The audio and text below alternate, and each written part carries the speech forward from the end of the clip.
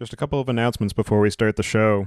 If you haven't picked up a ticket for the Open Data Science Conference in Boston, there's still time. It's happening from May 3rd through the 5th, and it's a great chance to learn more about data science and data engineering. You can also now get a t-shirt and help support the show by going to teespring.com/podcastinit. You can also pick up a mug and a sweatshirt while you're at it.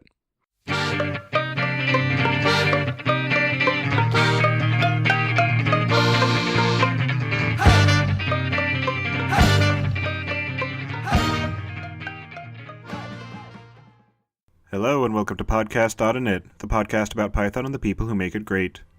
I would like to thank everyone who has donated to the show. Your contributions help us make the show sustainable. When you're ready to launch your next project, you'll need somewhere to deploy it, so you should check out Linode at linode.com/podcastinit and get a $20 credit to try out their fast and reliable Linux virtual servers for running your app or trying out something you hear about on the show. You can visit our site at www.podcastinit.com to subscribe to the show, sign up for the newsletter, read the show notes, and get in touch. To help other people find the show, you can leave a review on iTunes or Google Play Music, tell your friends and coworkers, and share it on social media. Your host, as usual, is Tobias Macy, and today I'm interviewing Nathan Goldbaum and John Zuhone about the YT project for multidimensional data analysis. John, could you start us off by introducing yourself? Hi, I'm John Zuhone. I'm an astrophysicist and a computational scientist at the Harvard-Smithsonian Center for Astrophysics in Cambridge, Massachusetts. Nathan, how about yourself? Hi, my name is Nathan Goldbaum. I'm a postdoc at the National Center for Supercomputing Applications at the University of Illinois in Urbana-Champaign. And could you guys tell me how you first got introduced to Python? John, how about you go first again? I got introduced to Python while I was a graduate student. I was running a simulation code and I needed to parse a log file. And I came to a postdoc and I said, I don't know what the best tool is to parse the log file. And he hit the tool of his choice was Python. And so he started writing a Python script and just sort of explained it to me along the way. And kind of got hooked on it, I think, because I found it a really powerful but also really easy language to learn. And Nathan, do you remember how you got started? Yeah, so before I used Python, I was mostly using IDL, which is this awful language that basically only astronomers use, maybe a few other domain scientists, but basically astronomers. And it's closed source, so you have to pay a license, or your academic department pays a license fee for you, and just kind of awful to use and is a terrible language. So in the middle of grad school, I realized that I was using this awful proprietary language, and I should probably learn something that's more marketable and also just less awful. So at the same time, I was starting to work with big simulation data sets, and I realized that there was this library, YT, that I could use if I was using Python. So I sort of picked up Python and YT at the same time, like in 2012. And that leads us nicely into the question of what is YT and how did it get started?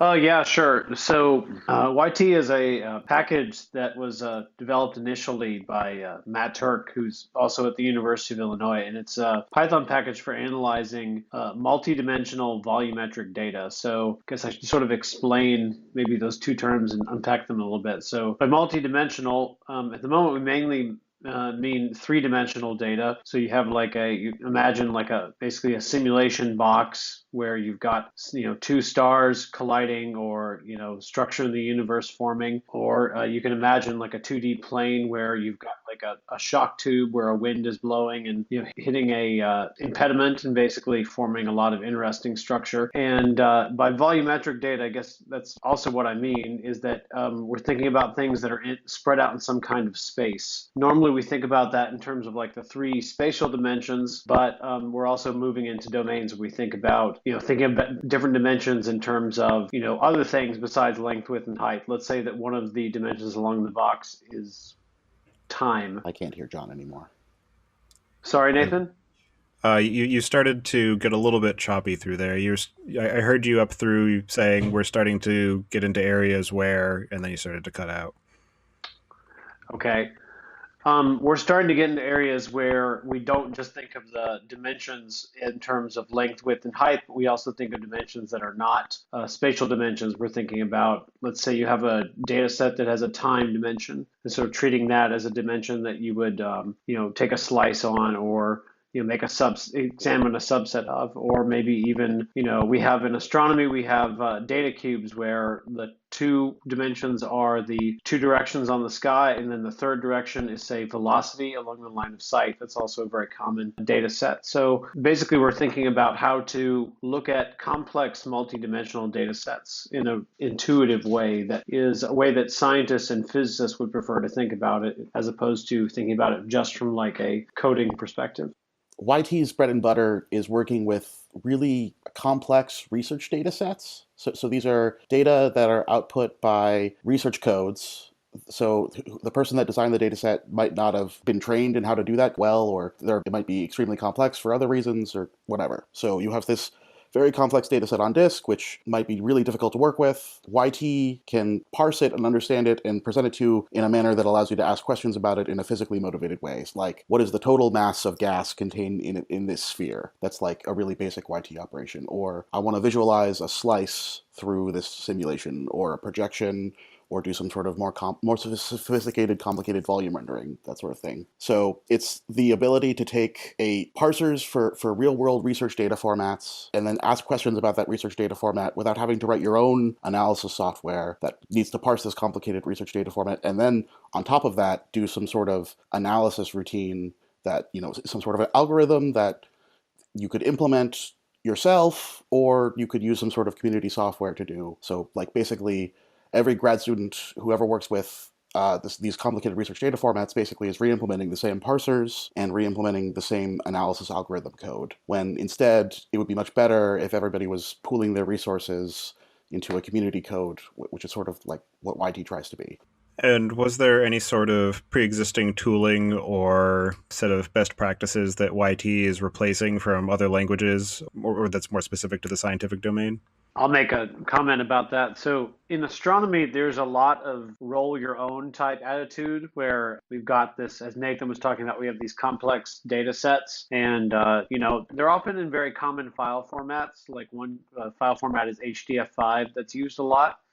And so there are some industry standards in terms of that, but when people decide how they want to read that data, it's very much, they write something on their own and they just kind of, special purpose it for whatever purpose they were thinking of when they're like, okay, I need to read, say, the velocities out of this data set, and I need to figure out the average velocity in, say, a rectangular region or something. And I think what the philosophy behind YT is that it turns out that you might write a code like that, and then you determine that you need the code to do something slightly different. And so instead of a rectangular solid, maybe I need a sphere, or maybe instead of the velocities, I need to read the density or the temperature or something. So the idea behind YT is to take these very common operations, generalize them, express them in a language that allows you to ask questions of the data in sort of a physics sort of way. So, for example, asking questions about spheres and rectangular solids and slices and that sort of thing, and prevents you from having to sort of reinvent the wheel all the time.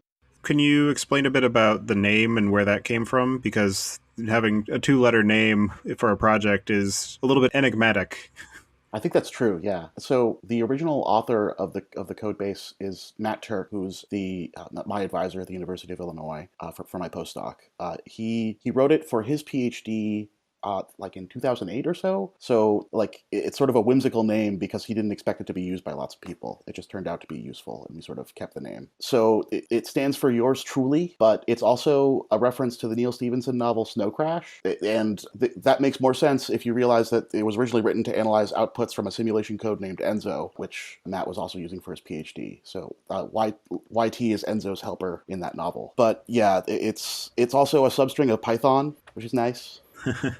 It's a surprisingly deep level of complexity combined with those two little letters. So it sounds like one of the primary use cases for YT is for analyzing astronomical data. So I'm wondering how it compares or interfaces with other projects in the Python ecosystem, such as AstroPy for doing data analysis of astronomy.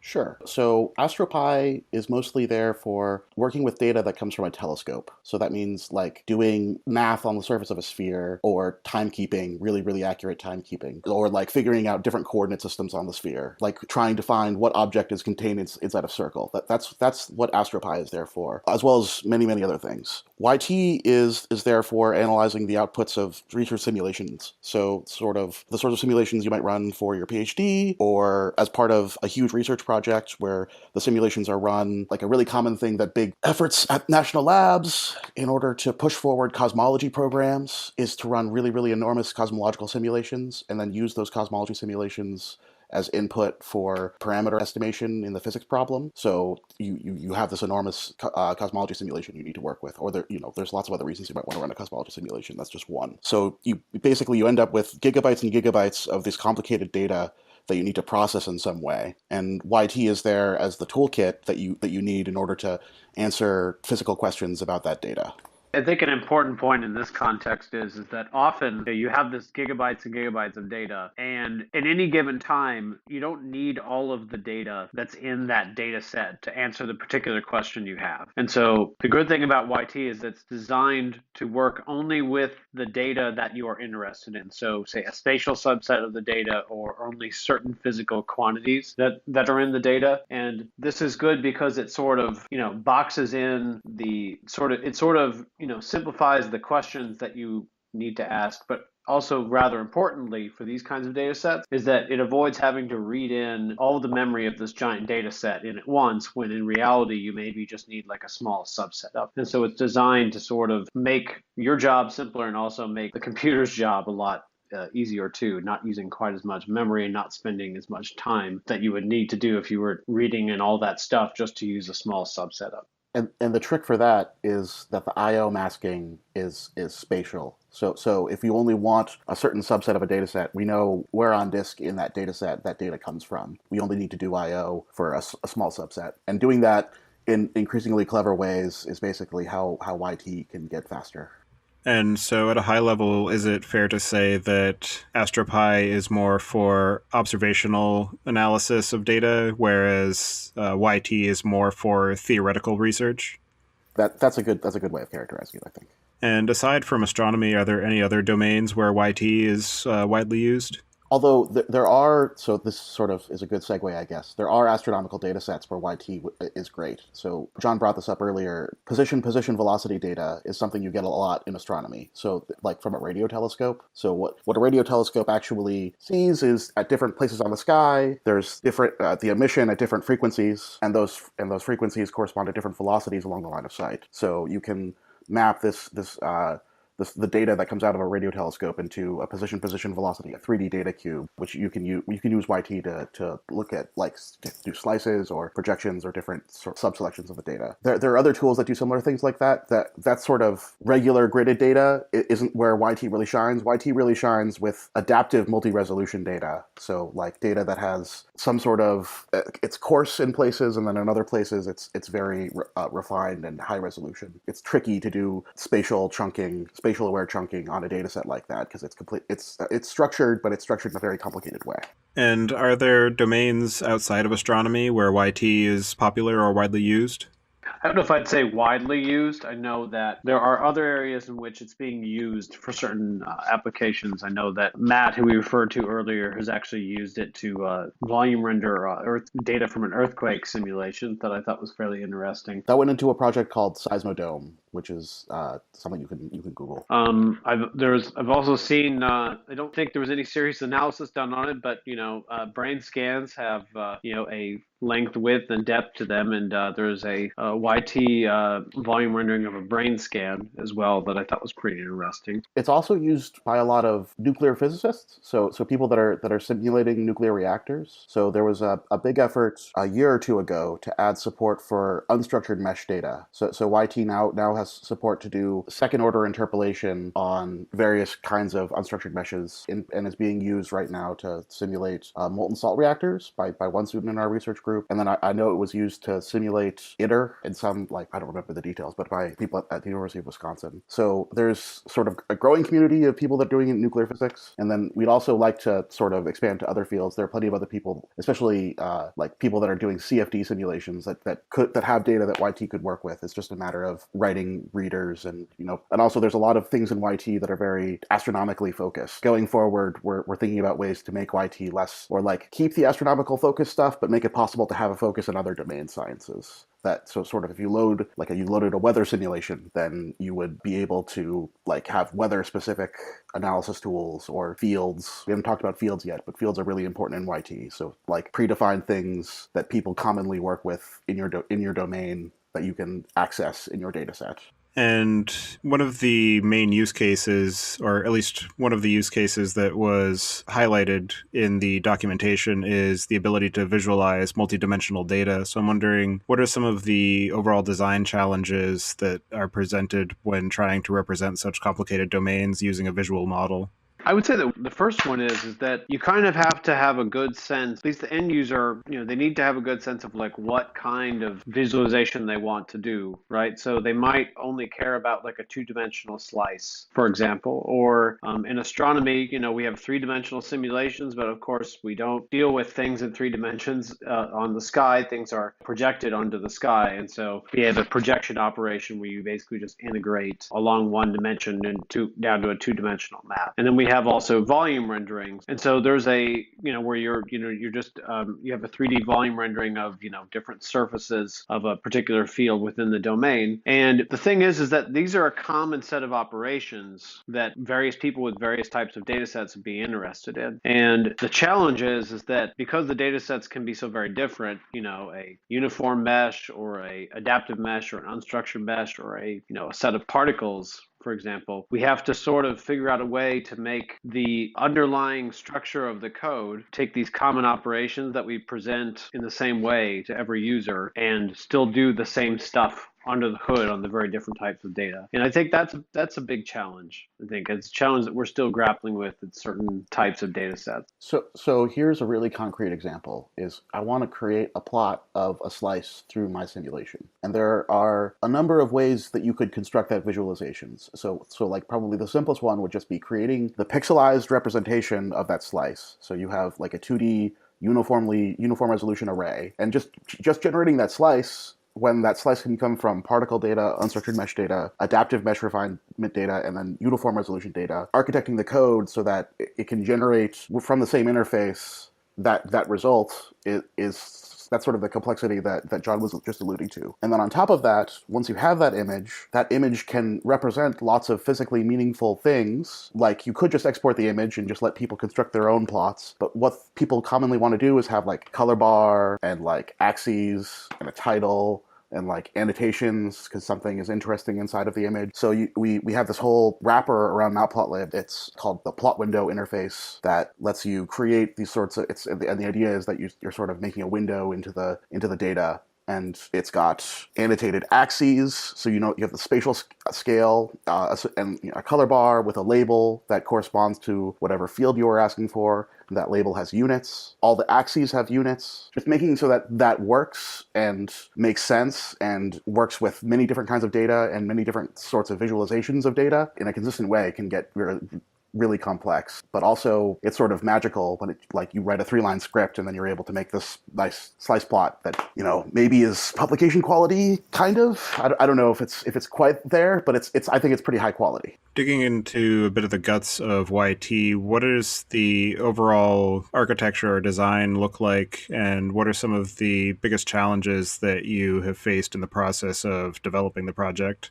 So there's the repo is sort of split into the sort of core data structures, the thing that represents the data set itself. So that's a thing in our documentation we refer to as DS usually. DS equals yt.load some path to some data set. So that this is like a Python object that conceptually represents the data set, and you do things with that data set object in order to access the data that it represents or do things with it.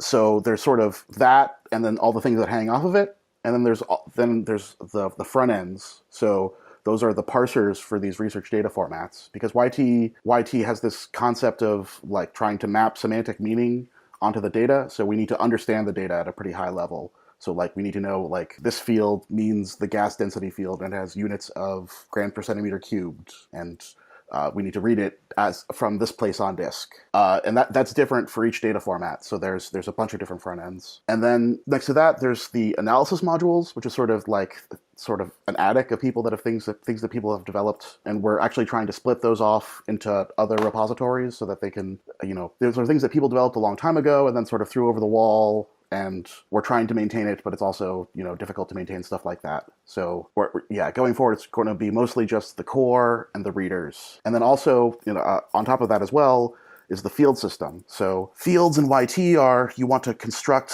some, like for example the kinetic energy. That depends on things that you might read off of disk, like the mass and the velocity. So you need to construct that by doing some sort of operation. And we have lots of predefined fields and systems for defining these fields in a sort of automatic way, because like the field definitions might depend on different properties of the data set, so they need to specialize themselves depending on what sort of data we're reading. I think that's it. Did I miss anything, John? I think one of the things I'd like to highlight a little bit of, since I've worked on it a lot and also find it probably one of the more fascinating parts of the code, is the unit system. So, physicists work with things in many different kinds of units, right? So you have time units like seconds and hours, or mass units like grams, or in the case of astrophysics, solar masses. And, the interesting thing about these calculations is, before YT, basically I have all of these, arrays in my analysis code that I was multiplying together, and say I needed to get from density and temperature, or say magnetic field, to some kind of like intensity of light or something from an astronomical object. And so I'd multiply all these numbers together, and I would have to check very meticulously, and often fail at getting the units right, because I would be multiplying these numbers with a lot of different mathematical operations, and including physical constants, and doing everything by hand, and usually getting the units wrong on several different things. And the YT uses the Python package SymPy in a symbolic units implementation, basically, where you have NumPy arrays, or just like single floating point numbers that are associated with units. So for example, you might have a number that has a velocity of kilometers per second, or you might have an array that has a temperature in Kelvin, and you can multiply and add and combine in a number of different mathematical operations with physical constants. And the number you get at the end is in units that are actually the correct units given the mathematical operations. So you take the square root of the gravitational potential energy, by the way, it turns out that that has the units of a velocity squared. So you can convert that into, kilometers per second. And all of this happens, now all of this happens fairly seamlessly, but it turns out to make a system that works and takes care of all the intricacies of physical units, which turn out to be a lot more than I think the average person anticipates. It takes a lot of work by a lot of different people. For example, there are different electromagnetic systems of units for measuring things like current and charge and magnetic field, and they're not necessarily compatible with each other. So one of the things we had to do is figure out how to have these different unit systems live side by side with each other, but also make appropriate translations between them, even if the certain things are not necessarily even dimensionally equivalent. And getting that last bit right is extremely important for people that do things like magnetohydrodynamic simulations, which it turns out is kind of popular. That there are lots of people that do simulations like that. So you need to get those details right, or they notice. Yeah, that's right. We did have we have a couple of ways that people can get to us for user support. And I remember the day that this came up on our I think it was on our IRC channel, where the units for the magnetic field were not being converted properly, and so that was something we had to look into. But I just think it's fascinating how it took, as I said, it took a lot of work by a lot of different people, but now it's like one of the most impressive features that I always like to show off in YT to physicists, because they're like, wow, you just multiplied those numbers and it gave, say, the pressure in the units I expected it to. So I should say there are several other projects that do similar stuff, like Pint and AstroPy. This is a case of convergent evolution. I think Pint existed when we started working on this, but like there was some like it wasn't getting lots of commits. I don't remember the details, but we ended up going with this other library that this grad student who was participating in YT a lot a couple years ago named Casey Stark wrote that wrapped SymPy, and we sort of absorbed it into YT and improved it. So it's unfortunately there are like lots of different implementations of these units libraries, but we're pretty we think ours is pretty great. Yeah, I'm forgetting which episode it was exactly, but I was speaking with someone else recently where they were leveraging Pint, and I was asking about its relation or comparison to the units capabilities in AstroPy. And one of the things that they commented on is that while at face value units are units, once you start getting more involved with them, there are so many different edge cases that are necessary to consider that one units package isn't necessarily going to do full justice to the particular domain in which it's being applied. That's definitely true. And having the ability to rip out the guts of the units implementation that we were using and like adjust it to our use case was really nice. So basically vendoring this library into YT and then making it sort of absorbing it into the rest of the code base and making it sort of integrated as much as possible is really useful. And maybe having an upstream dealing with an upstream project that's, might make decisions that you wouldn't make isn't the best for that sort of thing. Oh, I was just going to point out that an interesting case of that is simulations of Einstein's theory of general relativity. Numerical relativists have a habit of saying that, okay, the Newtonian gravitational constant and the speed of light are equal to 1. And they like measuring things like lengths and times in terms of the mass of the sun, for example. And because everything is just simpler if you take all these pesky constants, you just set them equal to 1 and then maybe make adjustments at the end. And so that's something that we have a little bit of support for. I wouldn't argue that it's maybe ideal, but it was definitely an interesting challenge. Is how do you think about things like within the framework we have, how do you think about things that are fundamentally different dimensions, but give them units as if they are, basically. So numerical relativists have really complex data, both maybe not surprisingly, but both conceptually and also just like the representation on disk is really complicated because they're simulating things like black holes, so trying to simulate infinities is hard. And you guys have touched on it a little bit, but some of the sample data sets that I was looking at in your examples are fairly substantial in size. So I'm wondering, what are some of the biggest challenges associated with trying to run analyses on such large amounts of information? So the first problem is getting it done before the end of the universe. So, and that can be accomplished either by making each bit of the analysis faster and also by doing the analysis in parallel. So YT tries to be both very fast and also parallel aware. Using the library MPI4Pi, which is built on the message passing interface, which is really so you would, if you were on a system where you had a really enormous data set, you would have access to an MPI library because it's really commonly used to produce simulation data sets like that. And that sort of is another challenge. Just moving data around can start to be extremely difficult. Once it gets to like the terabyte size, you don't want to move that much data across the country. It takes a very long time. So you want to keep the data wherever it was produced and then analyze it in situ, preferably in parallel. Yeah, I think that's something that's important to point out is that most of, maybe not all, but many of these data sets you're referring to were produced using, thousands of cores on a supercomputer. And so, often if you want to do like global analysis, in YT, it will take, as Nathan's referring to, it will take doing operations in parallel, which YT supports. But again, the nice thing about YT is that, if I have this giant data set and I only am curious about, say, like a few parts of the simulation domain, say there's like maybe this big domain, but maybe a few galaxy clusters formed that I only want to look at those, then YT knows how to figure out where the data is from those particular parts of the simulation domain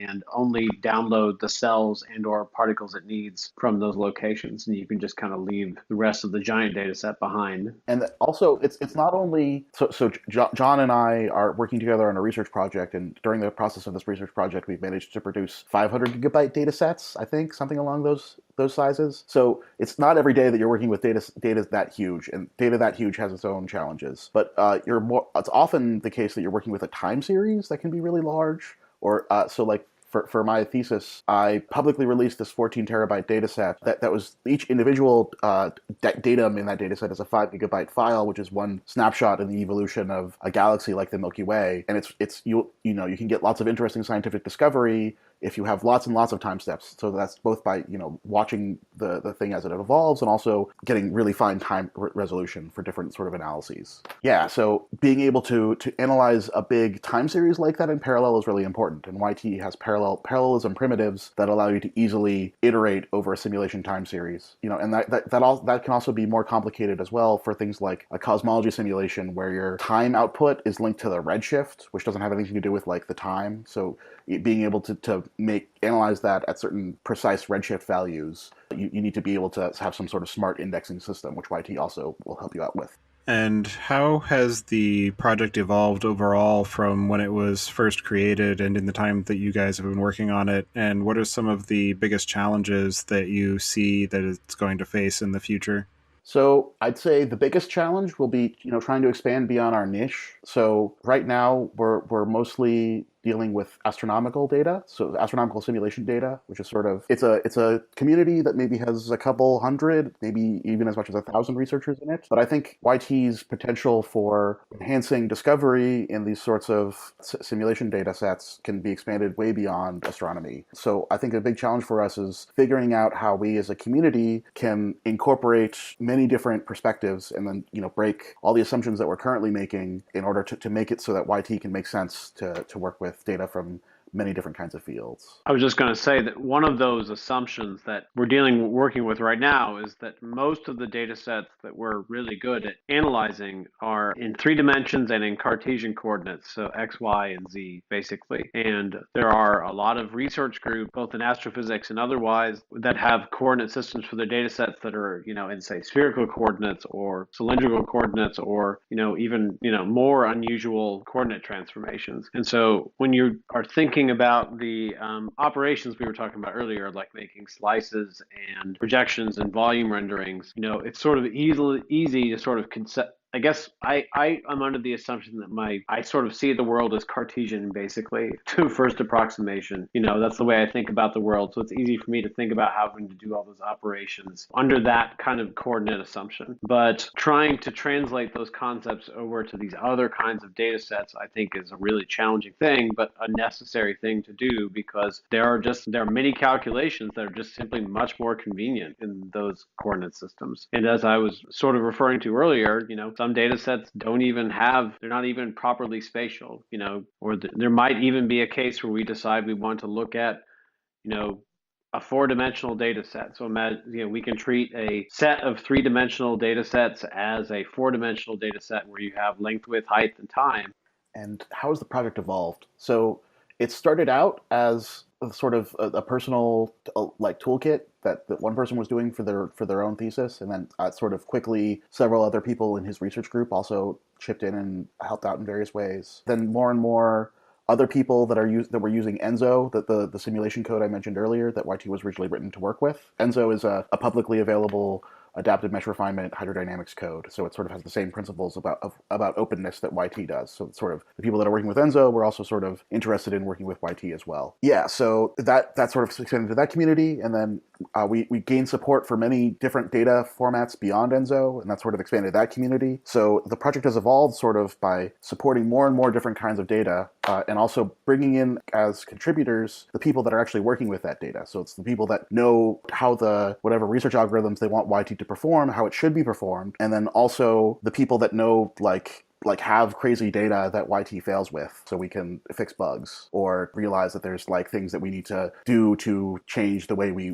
do things because we're making an assumption that's broken by some data that actually exists in the real world. All right. Do either of you have anything else on that particular subject that you'd like to expound upon a bit more? I guess I just want to emphasize that YT is a community, and it's mostly domain scientists that are contributing to YT. There are a few people, basically me, that are actually paid to work on YT, but almost everybody else, and also over the history of the code, the people that were contributing mostly to YT are using it because their contributions solve real world research problems. So I want to emphasize that YT is a community project.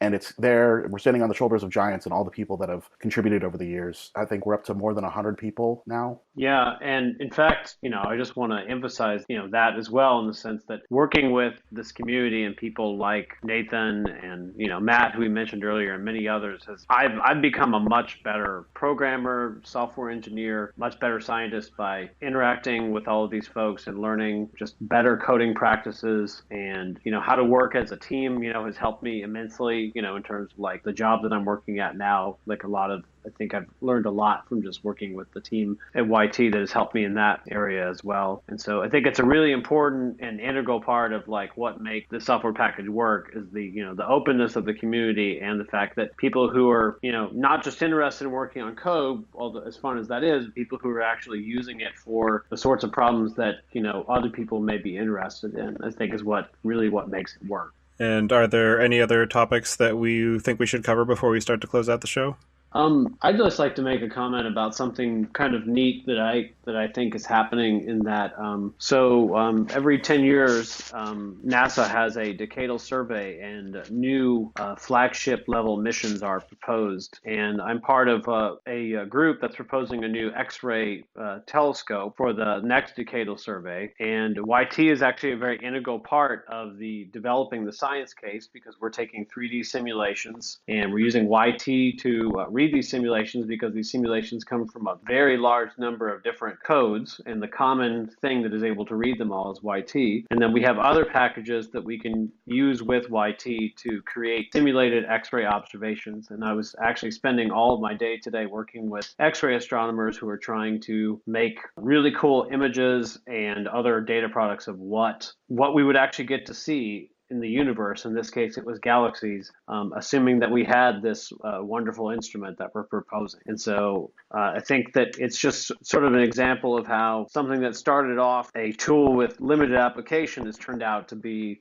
a much bigger thing that's having a broader impact. All right. Nathan, anything else? No, that's really awesome, John. I didn't know that. That's really cool. So for anybody who wants to follow either of you and follow what you're up to, I'll ask you guys to just either add your contact information to the show notes or send it to me so I can add it. And with that, I will move us to the picks. My pick for this week is a project I came across recently called Scout 2, which is a simple command line tool that will read in your credentials for AWS and then scan through your account to try and see if there are any configurations that will lead to any sort of security vulnerabilities, and then it gives you a nice HTML formatted report to click around and explore in. So it's an easy way to just do a very quick heuristic of is there any low-hanging fruit that I need to address in my AWS account? And as somebody who works in the operations space, it's definitely very useful to be able to get that kind of information quickly and easily. And with that, I'll pass it to you, Nathan. Do you have any picks for us this week? Yeah, so